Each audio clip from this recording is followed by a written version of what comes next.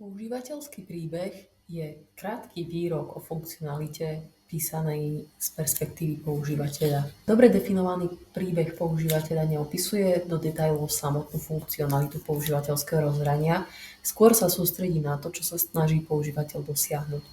Cieľom používateľských príbehov je dať všetkým členom tímu slobodu v hľadaní najlepšieho spôsobu na implementáciu danej funkcionality. Nie sú to však požiadavky na funkcionalitu. Tím definuje používateľský príbeh v spolupráci so všetkými zapojenými stranami, anglicky stakeholders, a tie sú spätne informované o výskume. Na reprezentáciu používateľského príbehu neexistuje špeciálny štandardný formát. Týmy ich bežne píšu ako jednoriadkové výroky. Niektoré týmy sa snažia tvoriť aj produkty dizajnu, teda persony, storyboardy, krátke videá, ktoré obsahujú detaily o aktivitách používateľa, jeho myšlienkach a pocitoch. Používateľské príbehy sa používajú v agilnom vývoji ako základ plánovania. Každý príbeh by mal byť dostatočne malý na to, aby sa vošiel do jedného sprintu.